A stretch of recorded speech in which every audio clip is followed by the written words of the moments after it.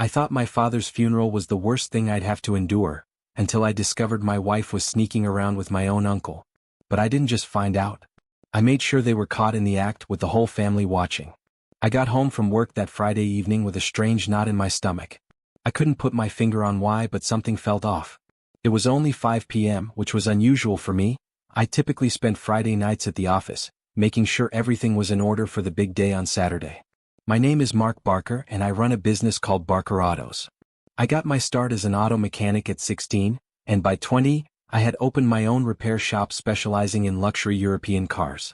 Now, at 38, I own 4 locations across the district, and my company, by the most modest estimates, is worth around $8 million. The reason I was heading home early was because my wife Hannah had insisted I be there. She told me she had an important proposal to discuss with me. Hannah is 35, and we've been married for 14 years. We first met when her father asked me to find her a car for her 20th birthday. The moment she came to pick it up, there was an undeniable spark between us. A year later we were married, and today we have 2 sons, James, who's 12, and Martin, who's 10. Hannah's father, John, is an accountant and a partner in a firm. He's a good man, and over the years he's helped me out a lot with my business. Her mother, Stephanie, on the other hand, has always made it clear she thinks Hannah could have done better than me. She even has a pet name for me, the chubby monkey. Hannah also has 2 siblings, an older brother, Alexander, everyone calls him Alex, and a younger sister, Susan. Alex never married, and it's obvious he has no intention of doing so. Susan, however, is married to a lawyer named Barkley, who likes to think of himself as a high-powered shark, but in reality he scrapes by as a litigation attorney. Stephanie adores him, considering him the ideal son-in-law. Something happened to Susan when she was a teenager. Something medical, though I was never told exactly what. Whatever it was, it required surgery, and as a result, she was unable to have children. That meant our sons, James and Martin, were Stephanie's only biological grandchildren, something that seemed to bother her more than it should. Susan struggled with depression, especially because her mother wouldn't stop fixating on the idea of having more grandchildren. Hannah worried about her sister and wanted to help. During one family gathering, I suggested adoption, but Stephanie nearly lost it, insisting that her grandchildren had to be biologically related to her. Hannah then proposed surrogacy. Susan was curious, asking how it worked, so I did my best to explain in vitro fertilization. Stephanie wrinkled her nose at the idea, calling it too complicated. Then she asked the question that changed the tone of the conversation: who would be the egg donor? That night, Hannah and I stayed up late, discussing Susan's situation, trying to figure out a way to help. I had suggested donating my own eggs for in vitro fertilization. When Hannah asked how that would even work, I told her I'd researched the process. After reading up on it, I found that egg retrieval wasn't as complicated as I had assumed. I brought this information home, thinking that if I were the donor, Stephanie would get her biological grandchildren and everyone would be happy. That conversation happened about 3 months ago, and ever since, the topic had been coming up casually, every couple of weeks, almost like it was being planted in my mind little by little. That uneasy feeling in my stomach? It had been growing stronger over the past week, and I wasn't sure why. Hannah had been acting different, nothing obvious but enough that I noticed. She was texting someone frequently, yet she kept her phone unusually close, something that wasn't like her at all. On top of that, we hadn't been intimate for over a week. As I drove up to our house, the uneasy feeling in my gut turned into something worse. Our home is tucked away, not visible from the main road, but as I pulled in, I noticed several cars parked outside. My heart sank when I recognized them: John and Stephanie's car, Susan and Barkley's, and a few others belonging to more distant relatives. That's when I knew. Whatever was happening, it was big. And judging by the way everyone had gathered without me knowing, it wasn't going to be good. I parked and headed inside, bracing myself for whatever was waiting. Instead of using the front door, I went in through the garage, knowing they wouldn't hear me that way. I lingered in the utility room for a moment, listening. The voices were muffled, but I could tell there was a serious discussion happening. I always carry a small voice recorder in my pocket, a habit John had instilled in me early in my career. Whenever I attended business meetings, I'd use it to take notes, and over time, it became second nature to have it with me. Out of habit, I pressed the record button and slipped it back into my pocket, figuring it would capture most of what was about to unfold. Taking a deep breath, I stepped into the kitchen. 8 people were seated, arranged as if they had been waiting for me. Hannah, John, and Stephanie were settled together on the 3-seater couch. Susan and Barkley sat on a double sofa, while Alex took the armchair. Two of Hannah's aunts, Joan and Karen, had pulled chairs in from the dining room. The only empty chair was one from my home office. It had been positioned carefully, directly across from Hannah and Stephanie, with Alex and the aunts on either side of it. It was obvious. This wasn't a casual family gathering. It was a setup. As I closed the door behind me, Hannah looked up and said, "Come in, Mark. Have a seat. We've been discussing some things and we'd really like to hear your opinion." So that was it. We'd like to hear your opinion. That meant they were about to make me an offer, one where I wouldn't really have a choice. I walked toward the seating area but deliberately pulled out one of the bar stools instead. Sitting there, slightly apart from them and at a higher level, forced them to look up at me. It wasn't much, but I wanted to shift the atmosphere in the room, make it clear that I wasn't just going to sit where they had planned for me. I didn't say a word. Instead, I locked eyes with Hannah, my expression hard, my irritation obvious. The moment she realized what I was doing, she flushed. She tried to hold my gaze but couldn't. Slowly, I let my eyes travel around the room. John and Alex were both watching me, their expressions unreadable. Stephanie, however, looked smug, like she was finally about to get exactly what she wanted. Barkley, sitting there with that arrogant smirk, stared at me like he was about to win some kind of battle. And then there was Susan, who, for the first time in a long while, actually looked happy. The room was silent, waiting for me to speak. But I didn't. I just kept looking at Hannah. She squirmed under my stare, trying to avoid it in every possible way. But I had all the time in the world. This was a game of patience and I was more than willing to wait. Eventually her frustration started to show. Her fingers curled into fists, and I could see the beginnings of anger in her expression. Finally, Stephanie broke the silence. "We've been discussing Susan's problem," she said, her voice thick with satisfaction. "And it seems we've found a solution."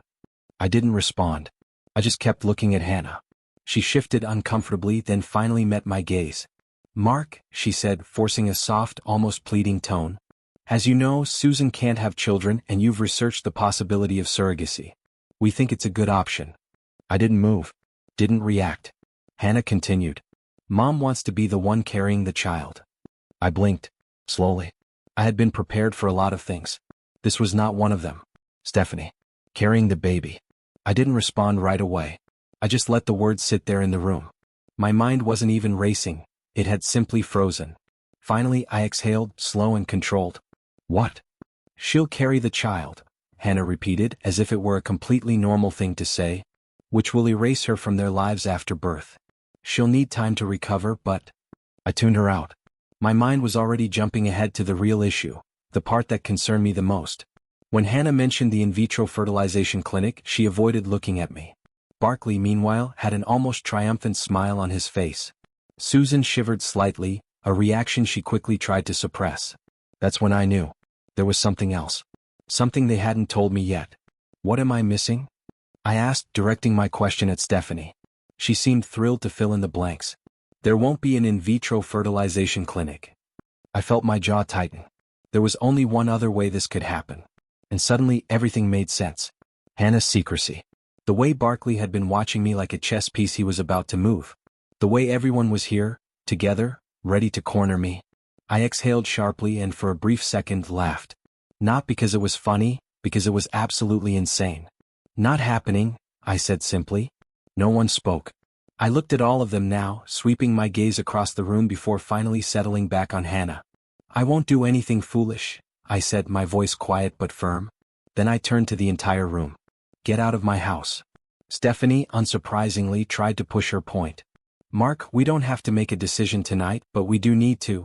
John had already stood up, trying to pull his wife along with him. That's when I said it. "John." My voice was calm. Deadly. "I have never hit a woman before. But if your wife doesn't leave my house in the next 10 seconds, God knows I will." For the first time, Stephanie's confidence cracked. She stared at me, her mouth opening slightly like she was about to argue. But then, something in my expression must have convinced her that I wasn't bluffing. Silence. Then, slowly she stood up. One by one the rest followed. As they filed out, Hannah's phone vibrated on the counter. It was an office phone, meaning all her messages were recorded. And even if they were deleted, they were still stored in the trash folder. Something told me I needed to check them. I quickly accessed Hannah's recorded calls and messages, downloading everything between her, Stephanie, Susan, and Barkley. It didn't take long to find what I was looking for. They had a group chat. Aptly named Baby. I scrolled through the messages, reading them one by one. The discussion had started exactly 3 months ago, right after I first mentioned surrogacy. As I read, it became obvious. This wasn't about helping Susan. This wasn't about family. This was planned, deliberate, and worst of all, Hannah had been in on it from the start. I had thrown her family out of my house for trying to manipulate me into something unthinkable, and now, after reading this, all I could do was laugh. You want to commit adultery under the excuse of providing a child for your sister? I muttered to myself, shaking my head, and yet I'm the bad guy for rejecting you? I turned to Hannah, who stood there watching me warily. Read this, I said, holding up her phone. See what you've actually been offering. And before you try to justify anything, remember that this is my house too. Anyone who disrespects me or it will feel my full wrath. She swallowed hard but didn't speak. Then I said the word that finally cracked through her silence. Divorce. Hannah's eyes widened. Her lips parted slightly as if she wanted to say something, but for the first time she had no response. For a brief moment I thought I saw regret flicker across her face. But then just as quickly she steeled herself. If you divorce me, she said, her voice low but firm, I'll make sure you end up penniless paying child support. I exhaled slowly, shaking my head in disbelief. So that's how you're going to play this? You've turned this into a win-or-lose situation, and in your mind, winning means staying married. She pressed her lips together, waiting. I took a step closer. Where are the kids?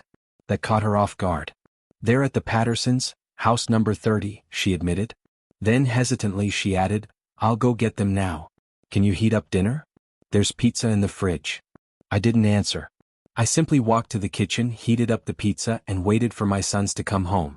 When they arrived, I pushed everything aside, played with them in the garden until bedtime, read them a story, and tucked them in as if nothing had changed.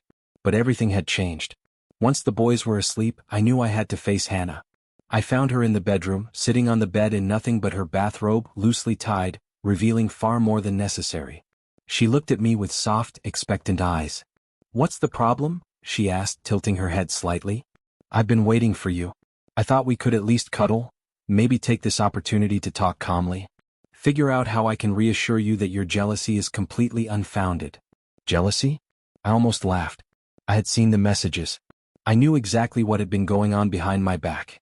But I wasn't about to let her know that just yet. I exhaled, shaking my head. Good night, Hannah, I said, stepping back toward the door. Go to bed. And take this time to really think about what you've done. For a second she looked genuinely hurt. But then I saw it, the calculation behind her eyes. She wasn't sad. She wasn't sorry. She was losing control. I left the room without another word, but in my mind I kept replaying what had happened. A marriage is like a mirror. Hannah had taken a brick and shattered ours into pieces. And no matter what I did, no matter how hard I tried to piece it back together, the cracks would always be there. Maybe it was time to accept that our marriage was doomed. No matter what I did. The next day, I arrived home around 5 p.m. As if nothing had happened, Hannah was already in the kitchen, wearing one of her fitted summer dresses, her makeup absolutely flawless. It was a performance, and I was done being part of her show. That night, I should have confronted her immediately. Should have let my anger take over, told her everything I knew, laid it all out on the table. But I didn't. Instead, I ignored her completely. Hannah was in the kitchen, wearing that fitted summer dress, her makeup flawless, trying to play the part of the devoted wife. But I didn't even glance her way. I walked right past her, went straight to the guest bedroom and shut the door behind me. For the next 20 minutes I changed clothes, took my time, let her sit with the silence. I wanted her to feel that shift, to know that something between us had cracked, something beyond repair. Then from upstairs I heard her call my name. I didn't answer. Instead, I sat on the edge of the bed thinking about what I was about to say. Thinking about how everything she was trying to do now, cooking, smiling, pretending like nothing was wrong, was just a desperate attempt to manipulate me into agreeing with her. And then when I finally spoke, my voice was calm. This marriage has even bigger problems than I thought, I said. I walked out of the guest room, made my way downstairs and found her standing at the table looking at me with wide eyes. Let me explain it to you, I continued. You're planning to betray me, with the full intention of getting pregnant by another man. And you expect me to just accept it. You understand that I don't buy your little act, don't you? That's why you're putting on this show, playing the part of a loving wife, pretending that if I let you do this, you'll be the perfect partner, the best wife and mother a man could ever ask for. I took a step closer, lowering my voice. But it won't work. Because the moment you do it, you'll never be a good wife again. Not to me. Hannah swallowed hard, but she didn't say a word. I exhaled sharply. Just so we're clear, I've already contacted a divorce attorney. If you go through with this, we're done. And if you don't? Well, I don't know if there's anything left to salvage anyway. I didn't wait for her response. I turned and walked away, heading to the kids' room. That night, I sat with them, played video games for hours, let myself get lost in their laughter. But deep down, I knew the truth. Our family was falling apart. And no matter how much I wanted to hold on to it, no matter how much I loved my boys, nothing was going to stop the inevitable. The weeks that followed, Hannah became the perfect wife. She cooked my favorite meals. She cleaned without being asked. She smiled at me constantly, acting as if nothing had changed. But every time she brought up the baby, her plan, I shut it down with the same response. This is a reason to end the relationship. At first, she fought me on it, growing angry, demanding that I think about Susan and how much this meant to her. But as time passed, her approach changed. She became softer, more dependent on me, less combative. It wasn't toxic anymore. It was something worse. One evening, we were at a family dinner when I noticed Hannah avoiding my gaze. Susan was fidgeting, playing with her napkin, clearly uncomfortable. That's when it hit me. I leaned back in my chair, staring directly at Hannah. And tell me, I said slowly, will one child be enough? Or will you decide that an only child is a lonely child and insist that you need another to complete your ideal family? Susan's face turned red. Hannah started playing with her nails, a nervous habit she could never quite shake. I let out a bitter laugh. So you have thought about it, I muttered. And you wouldn't stop at just once, would you? I shook my head, standing up. God, you're so cunning. No doubt you're just following in your mother's footsteps. Susan looked like she wanted to crawl under the table. Hannah reached for me, but I pulled away. That night, when we got home, she followed me to the bedroom, trying to act normal. She sat on the bed, watching me with hopeful eyes. Mark, she whispered. It's just 1 week of our lives. How could that change anything? I stared at her, feeling nothing but exhaustion. I stepped away from her, shaking my head. No, Hannah. This will change everything. Her expression flickered with something, fear, maybe, or realization. You're leaving me for another man, I continued. And when you come back, you won't be my wife anymore. Not really. I'll never be able to touch you without thinking about it. And if you truly believe this is just 1 week of our lives. I didn't finish. Instead, I turned, walked to the door, and locked it behind me. A few seconds later, I heard her knocking. Her voice was panicked now. Mark, what do you mean by that? What happens next is inevitable. What are you planning? I sighed, resting my forehead against the door for a moment. Then, without a word, I unlocked it and opened it again. I already told you, I said, my voice steady. You need to think carefully and decide what your priorities are. Then, without another word, I closed the door again. For the first time in weeks, I slept soundly that night.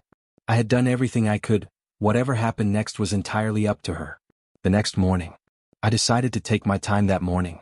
Normally, I'd be out the door early, heading straight to work, but today I stayed back, preparing breakfast for the kids. As I moved around the kitchen, I heard Hannah behind me. You can't back down now, she said softly. Her voice was almost pleading. I'm scared for Susan's mental health. If I don't do this. I turned to her, unimpressed. I shrugged, I said plainly. Because our family stopped being the priority a long time ago. Then I raised my voice, calling out to the boys. Kids, breakfast is ready. I grabbed my keys, signaling that our conversation was over. As I walked toward the door, Hannah followed, staying right by my side. She reached out, grabbing my hand. Not even a goodbye kiss? She asked. I looked at her, my expression unreadable. Then, with a sharp edge to my voice, I replied, no thanks. I wouldn't want to take anything away from Barkley. Before she could react, I pulled my hand free and walked out the door. Later that day, by the afternoon, John called me. His voice was heavy, strained. Mark, he said carefully, if Hannah doesn't come home tonight, is it really over between you two? I didn't hesitate. Yes, John, I answered. If she goes through with this, I'll divorce her. There was a long silence before he finally spoke again. She told me you already had the paperwork ready. Is that true? Yes, I confirmed. If she does this, she'll be served immediately. John took a deep breath. And the prenup? I let out a dry chuckle. I'm glad you remembered because Hannah conveniently forgot. Yes, I'll be upholding it. I need to protect my business. John sighed heavily. Stephanie is livid, ready to tear you apart over this. he admitted. And Susan? Susan is in such a deep depression, we can barely communicate with her.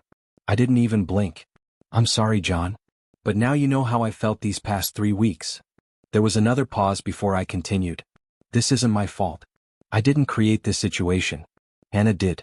If she comes back home, then we'll talk. But if she doesn't, then I'll understand exactly where I rank on her list of priorities. And with that, I hung up. That evening, I had barely walked through the door when I saw her. Hannah sat on the couch, clutching a brown envelope in her trembling hands. Tears streaked down her face, her eyes red and swollen from crying. John had seated Stephanie at the kitchen table. He was making coffee, but his focus wasn't on the brewing pot, it was on me. Hannah looked up at me, desperate. Is this really your final word on the matter? She asked, her voice breaking. I didn't hesitate. Yes. Is there really no room for negotiation? She whispered. I clenched my jaw, disgusted by the way I had been treated, by all of them. Just thinking about her question made my stomach turn. So I kept my response short. No. Tears rolled down her cheeks as she stared at the divorce papers in her hands.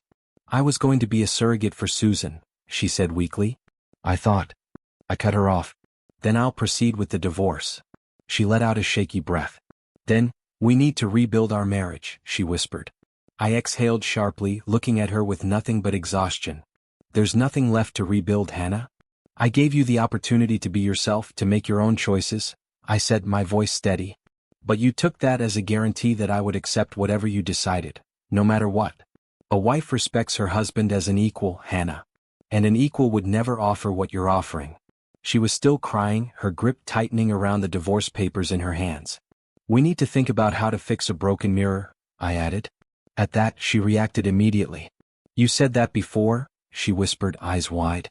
You said a broken mirror can be repaired, but there will always be cracks. I nodded. And I meant it.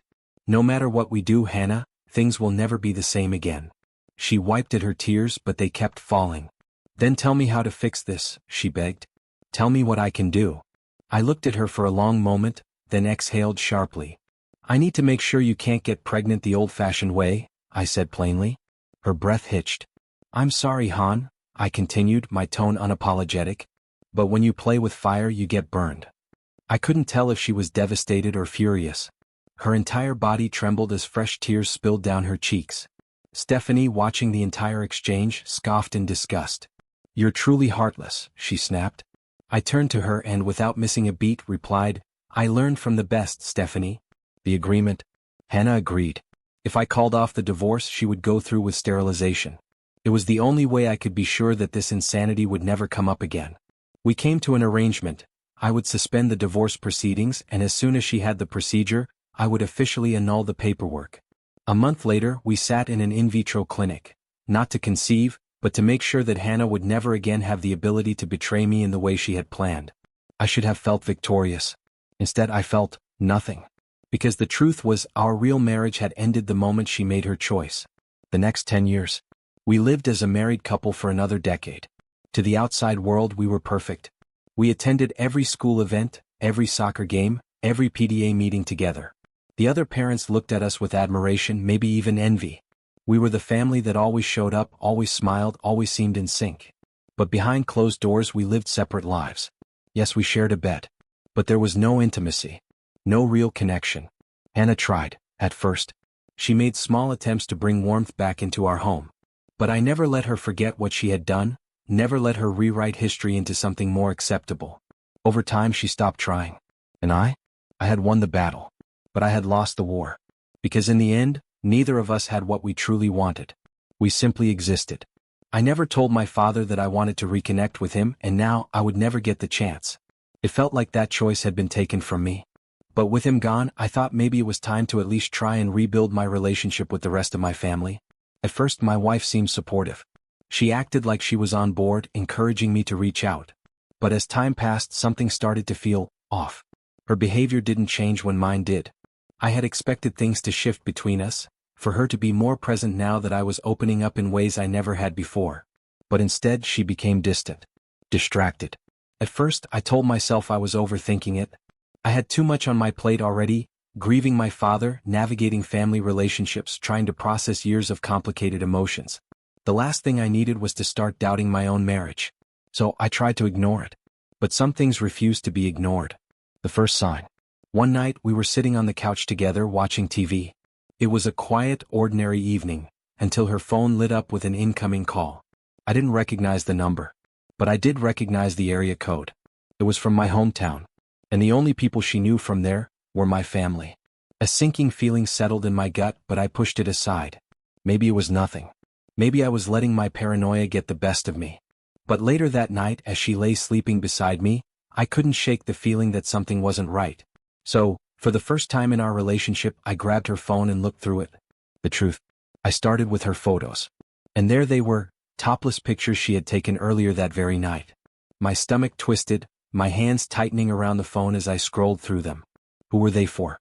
I searched her messages, looking for the number that had called her earlier. It wasn't saved in her contacts, which meant she didn't want it to be easily found. But when I opened the messages, everything unraveled.